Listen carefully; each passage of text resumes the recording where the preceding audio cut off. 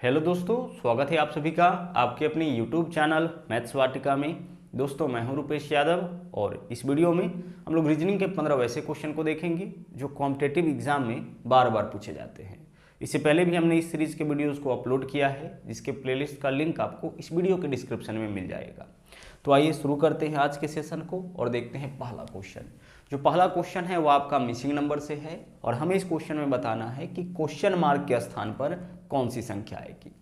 जो question missing number से पूछे जाते हैं ना, उसमें संख्याओं में आपको लॉजिकल रिलेशन देखना होता है। वह लॉजिकल रिलेशन आपका वर्टिकली भी हो सकता है और हॉरिजॉन्टली भी हो सकता है। तो यहाँ पे किस तरीके का रिलेशन है ध्यान से समझिएगा।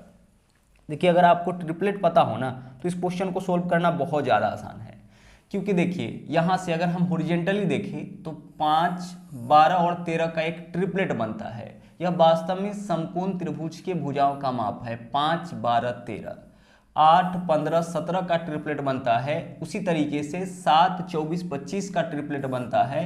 तो क्वेश्चन मार्क के स्थान पर क्या आ जाएगा? 7 आ जाएगा। तो ऐसे आप क्वेश्चन को तभी सोल्व कर पाओगे जब आपको ट्रिपलेट पता हो। लेकिन अगर आपको ट्रिपलेट नहीं पता हो, ट्रिपलेट हम पढ़ा भी चुके हैं, है ना, उसका लिंक भी इस वीडियो के डिस्क्रिप्शन में हम छोड़ देंगे। अगर आपको ट्रिपलेट नहीं पता हो, उस केस में इस क्वेश्चन का आंसर आप कैसे निकालिएगा? तो हमें एक चीज़ तो पता चल गया है कि यहाँ संख्याओं का जो रिलेशन है ना, जो लॉजिकल रिलेशन है वो आपका हॉरिजॉन्टली है। तो हम निकालते हैं क्वेश्चन मार्क वाले संख्या का मान, है ना, यही हमें निकालना है। तो हम इन दोनों का रिलेशन इसके साथ देखेंगे। तो 13 और 12 से 5 कैसे लाया जा सकता है? तो देखिए, आप करिए 13 का स्क्वायर माइनस 12 का स्क्वायर और अंडर रूट करिएगा तो 5 आ जाएगा। करके देख लीजिए। 13 का स्क्वायर 169, 12 का स्क्वायर 144। 169 में से 144 माइनस करिएगा, कितना आ जाएगा आपका? 25, और 25 का वर्गमूल 5 हो जाएगा। ठीक उसी प्रकार से 17 का यहाँ पे क्या करना है आपको? 17 का स्क्वायर माइनस 15 का स्क्वायर अंडर रूट अगर आप करते हैं ना तो इससे आपका कितना आ जाएगा? 17 का स्क्वायर 289 होता है, 15 का स्क्वायर 225, 289 में से 225 माइनस करिएगा 64, और 64 का वर्गमूल 8। मतलब रूट अंडर 17 का स्क्वायर माइनस 15 का स्क्वायर करेंगे तो 8 आ जाएगा।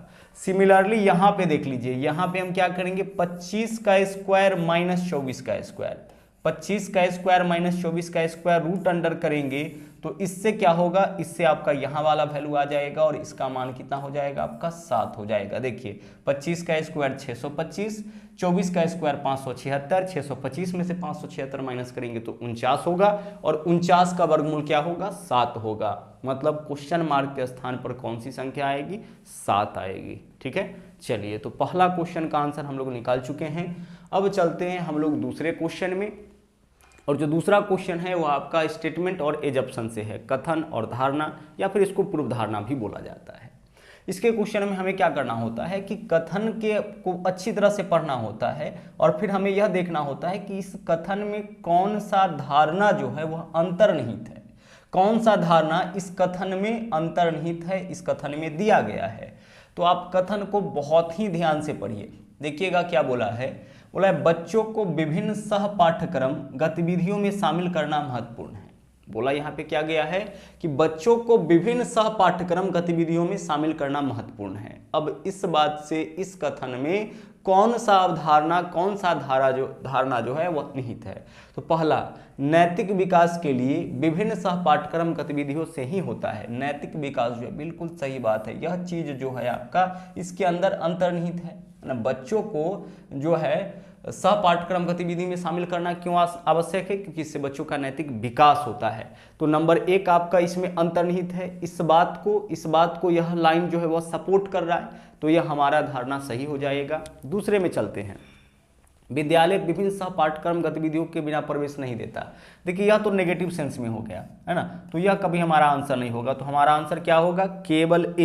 केवल अवधारणा 1 अंतर्निहित है। ध्यान से समझिएगा, यह क्वेश्चन कथन और धारणा का है, कथन और निष्कर्ष का नहीं। कथन और निष्कर्ष का क्वेश्चन वह होता तो निष्कर्ष वह होता है जो निश्चित सत्य होता है। इसके आधार पर कभी यह निष्कर्ष सही नहीं होगा, क्योंकि निष्कर्ष वह होगा जो निश्चित सत्य होगा।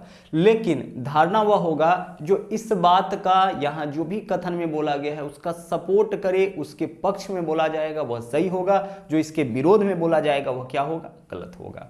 बढ़ते हैं आगे। अगला देखिए, अगला क्वेश्चन है 15 फरवरी 2018 को गुरुवार है, तो 18 अप्रैल 2019 को कौन सा दिन होगा, यह हमें इस क्वेश्चन में बताना है।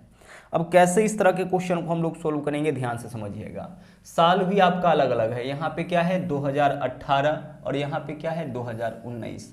तो पहला तो हम साल का विषम दिन निकालेंगे, तो 18 से 19 एक साल का अंतर है और एक साल में एक विषम दिन होता है। एक साल में कितना विषम दिन होता है, एक विषम दिन, क्योंकि एक साल का मतलब 365 दिन और 365 में 7 से भाग करिए। विषम दिन जब भी हमें निकालना होता है तो हम लोग 7 से भाग करते हैं, तो 365 में 7 से भाग करिएगा तो शेष क्या बचेगा, 1 बचेगा। जैसे हमसे यह पूछा जाए ना कि आज से 8 दिन बाद कौन सा दिन होगा, तो 8 में हम 7 से भाग करेंगे, शेष क्या बचा 1, तो आज से 8 दिन बाद वही दिन होगा जो आज से 1 दिन बाद होगा।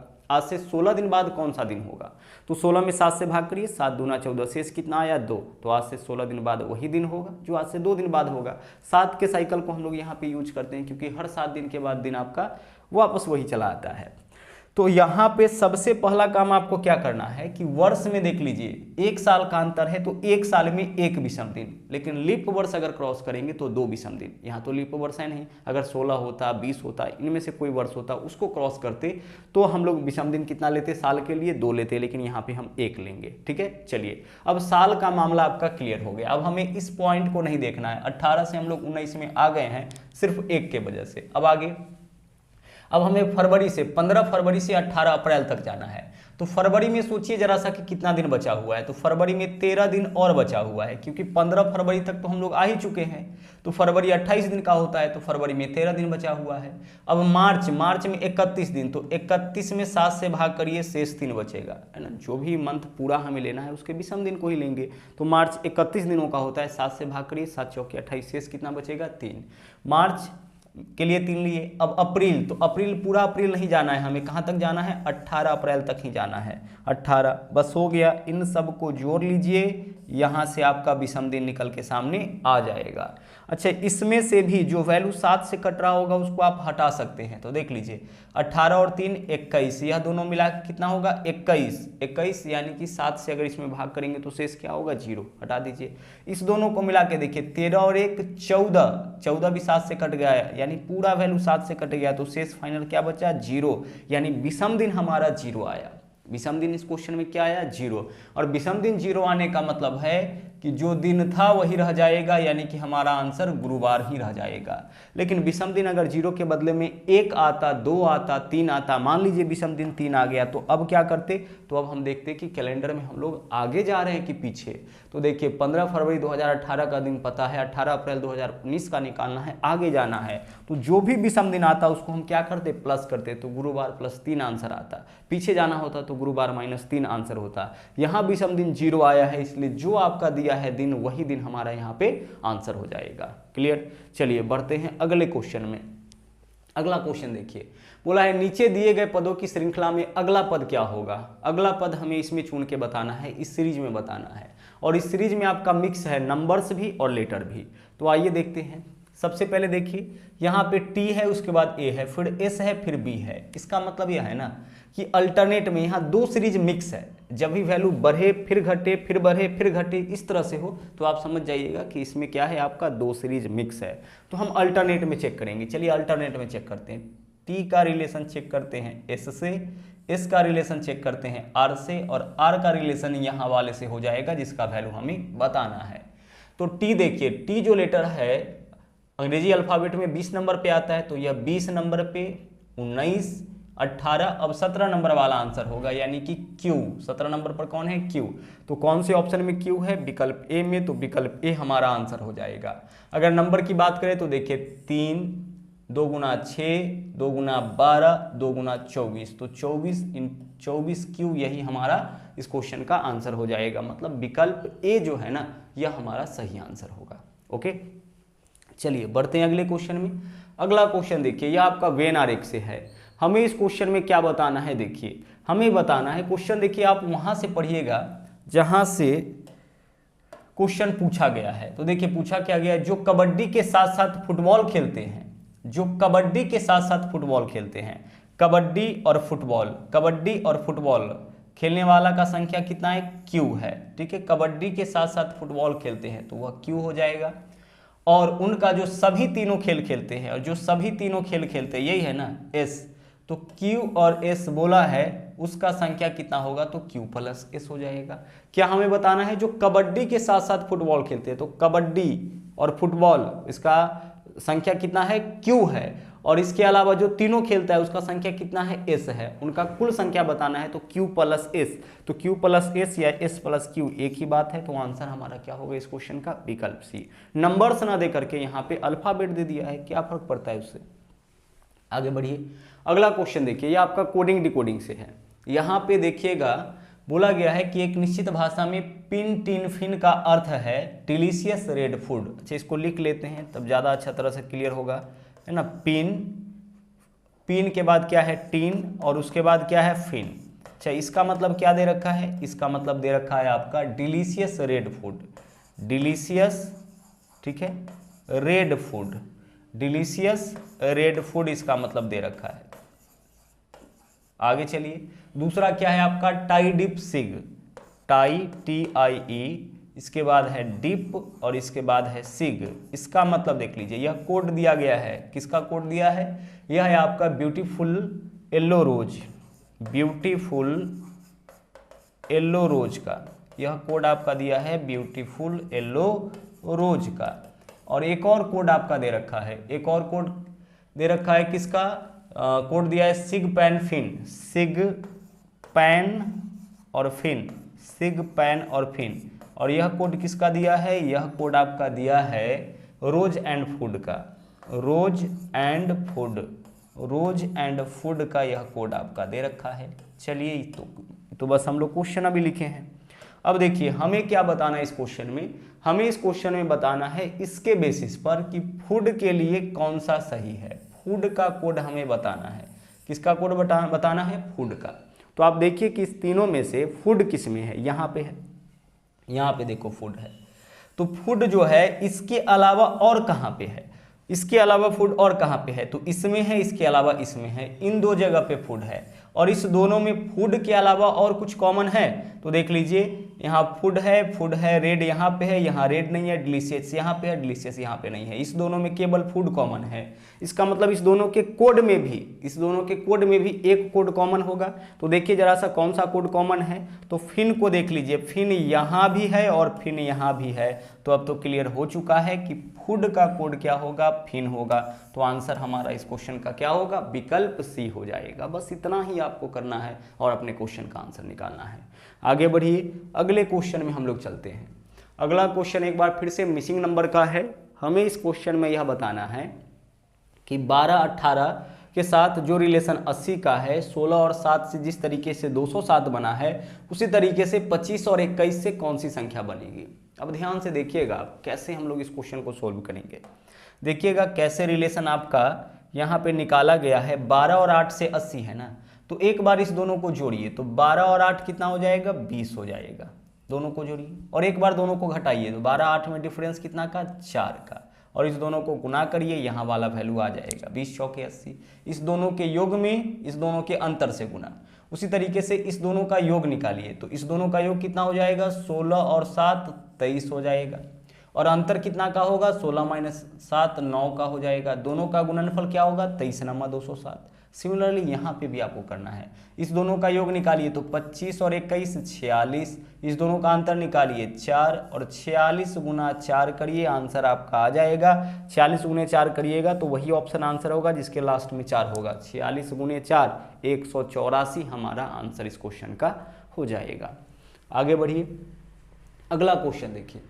हमें इसमें बताना है कि निम्न अनुक्रम में से उन अक्षरों की संख्या कितनी है जिनके ठीक पहले एक प्रतीक है, जिनके ठीक पहले प्रतीक का मतलब सिंबल है, परंतु ठीक बाद में संख्या नहीं है ना। ऐसे कितनी संख्या, ऐसे कितने अक्षर है, अक्षरों की संख्या बताना है। ऐसे कितने अक्षर है, अक्षर कहने का मतलब कि अल्फाबेट, अक्षर कहने का मतलब यहाँ पे क्या होगा, लेटर होगा, अल्फाबेट होगा।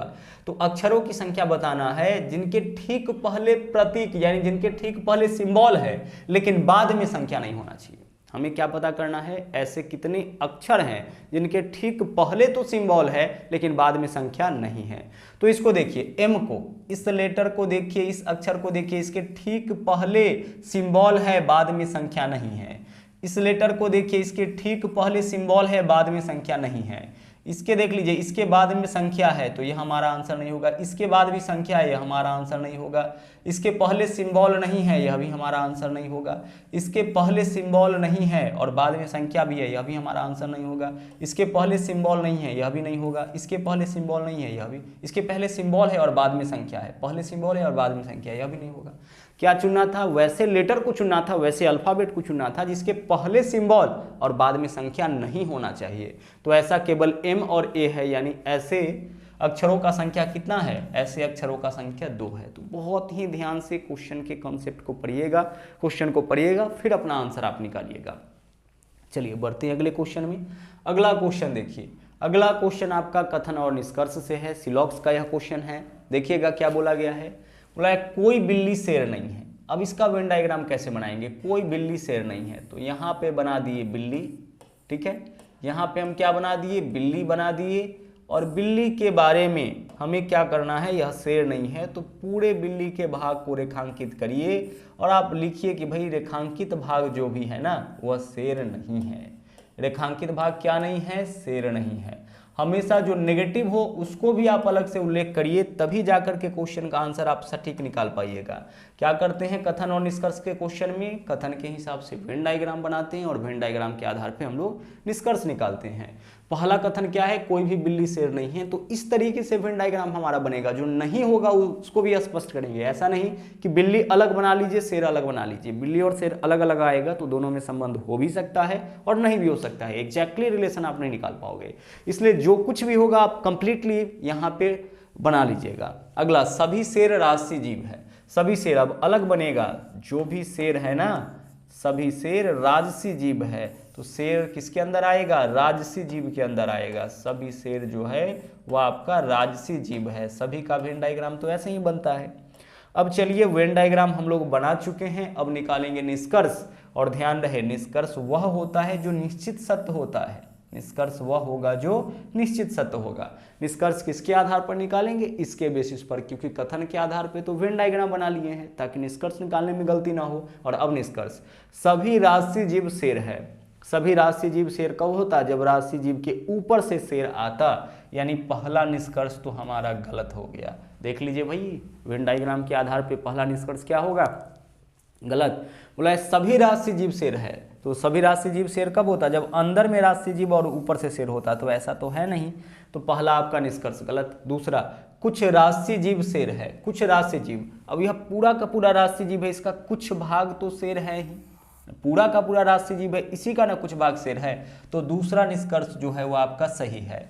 और तीसरा, कोई भी राजसी जीव बिल्ली नहीं है। कोई भी राजसी जीव बिल्ली नहीं है, तो राजसी जीव देख लीजिए अलग है, बिल्ली अलग है, दोनों में एग्जैक्टली क्या रिलेशन है हमें नहीं पता है, तो फिर दोनों के विषय में ना तो हम पॉजिटिव कुछ कह सकते हैं ना तो नेगेटिव कुछ कह सकते हैं। इसलिए हमारा आंसर जो है निष्कर्ष 3 जो है वह भी आपका गलत हो जाएगा।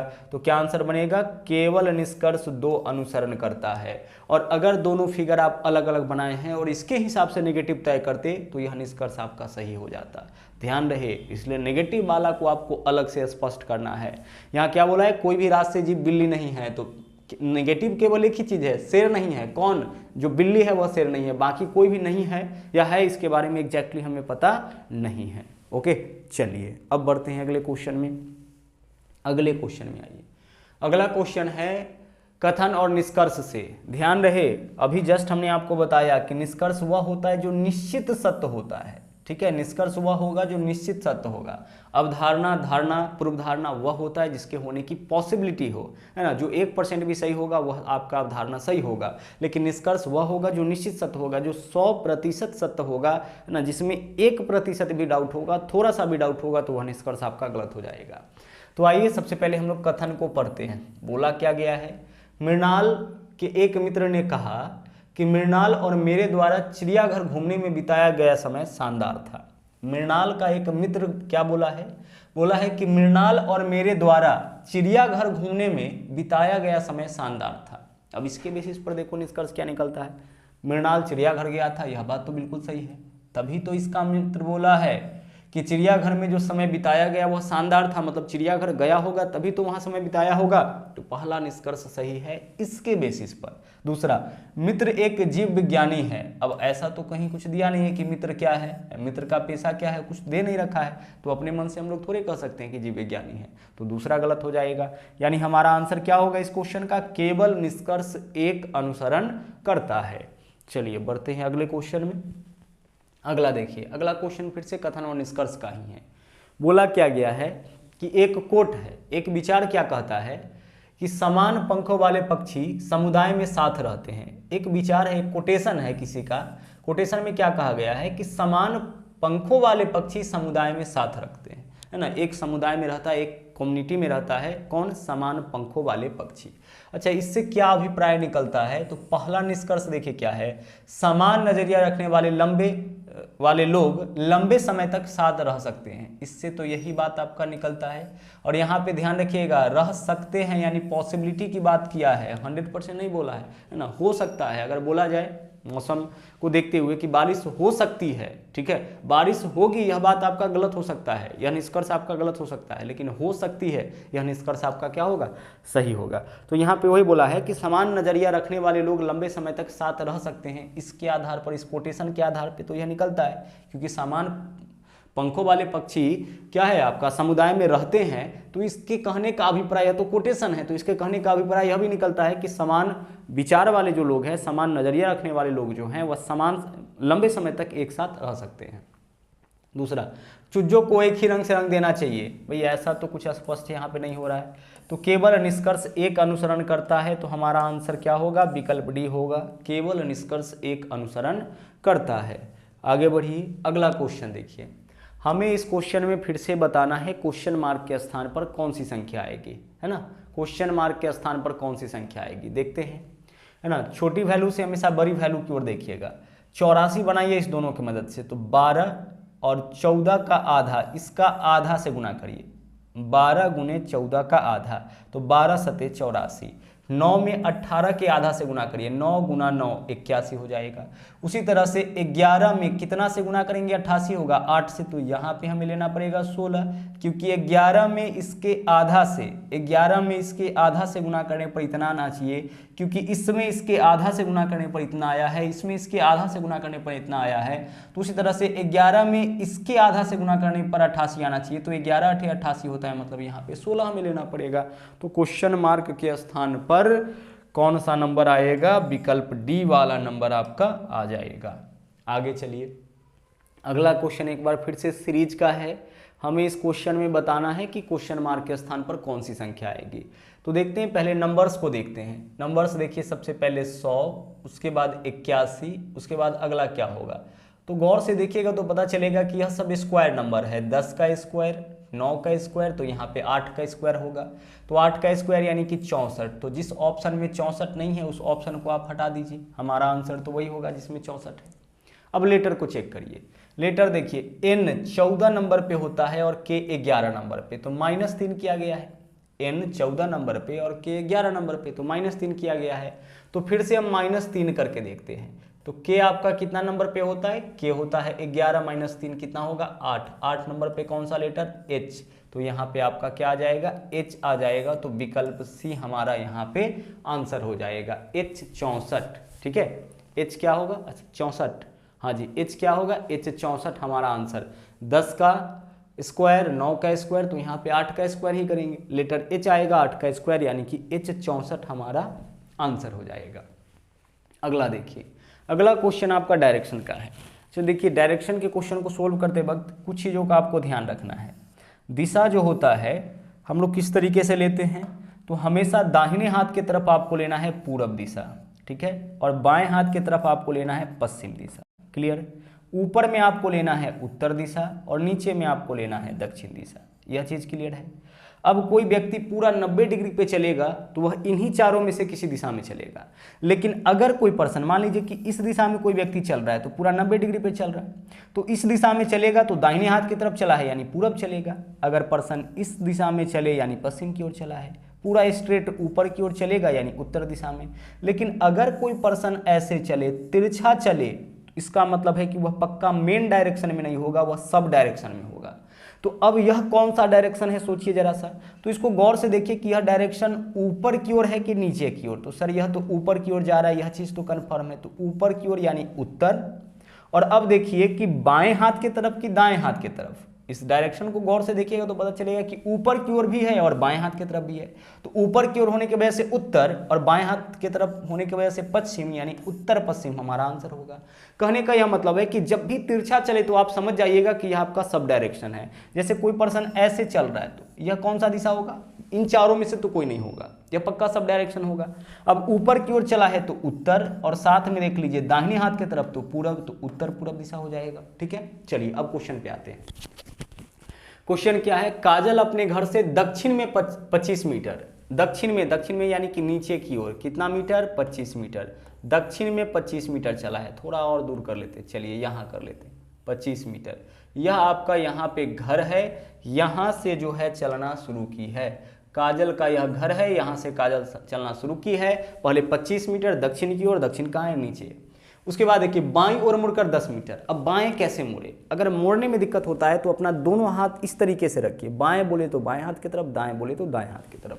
ठीक है, अब बायां, और वैसे भी बायां बोला जाता है ना तो घड़ी के विपरीत दिशा में हम लोग घुमाते हैं, घड़ी के विपरीत दिशा में, तो यह घड़ी का विपरीत दिशा है। तो बाएं मुड़ी और कितना चली है, 10 मीटर चली है। ठीक है, आगे चलिए।